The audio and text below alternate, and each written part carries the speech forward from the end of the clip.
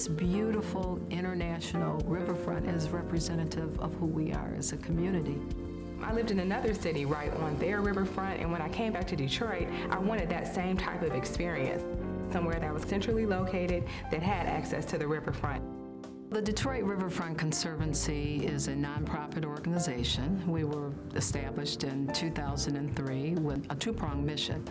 First and foremost, to develop the public space on the Detroit riverfront, and as importantly, to serve as an anchor for economic development. When we came down as General Motors in 1996, you did not see people walking baby carriages or walking their dogs or walking hand in hand along the riverfront. It's changed the way a lot of people experience the city of Detroit. It allows people to come together in a beautiful, safe, fun environment. I've got a group from church that after the 9:30 Sunday school hour, we'll go home and change into something, and we will walk, the river walk, all the way down to Cobo Hall. We held community meetings listening very clearly to what it is the community was interested in as it related to their riverfront. I became involved with the Riverfront Conservancy at its inception several years ago because the riverfront is probably the most underused piece of real estate that we have in the city of Detroit. We are in the first phase, which is the East Riverfront, 3.5 miles from Joe Louis Arena to just east of the Belle Isle Bridge.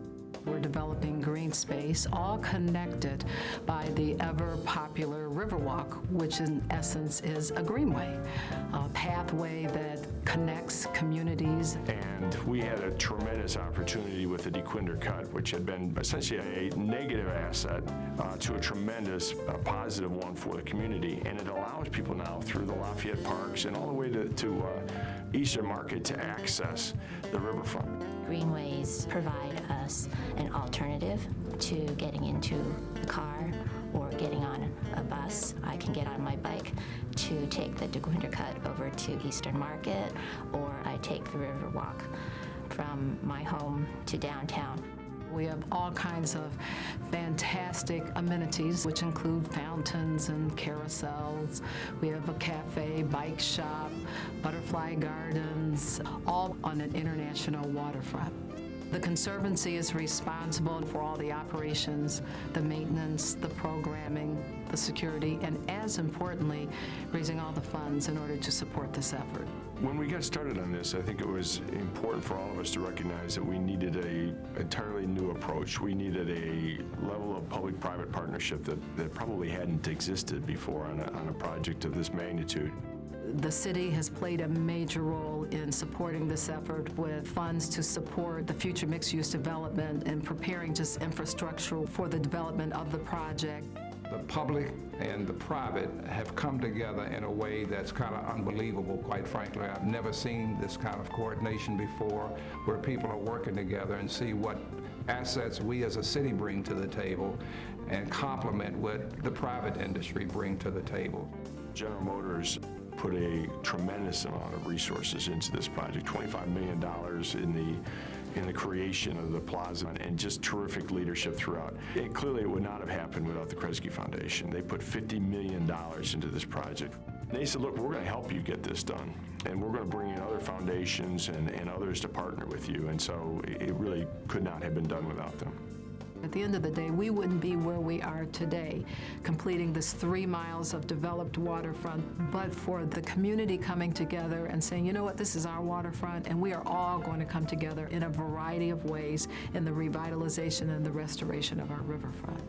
I do think that our Conservancy can be a model for a lot of other cities, not just for their waterfront, but for any activity where you need the public and the private to engage for the outcome of something very, very positive. Throughout the most challenging economic time, we're starting to see all kinds of new projects. We have the Port Authority Terminal now. We have the new environmental high school. We have a lot of activity already taking place. While we are so proud about how far we've come, we really still have a ways to go. And a ways to go meaning more dollars, not only to construct, but to operate and to maintain and to program this public space.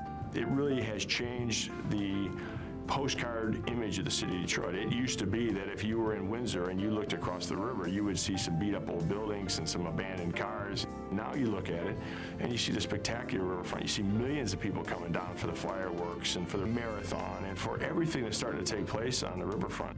It begins to create this sense of destination, riverfront as being a destination place.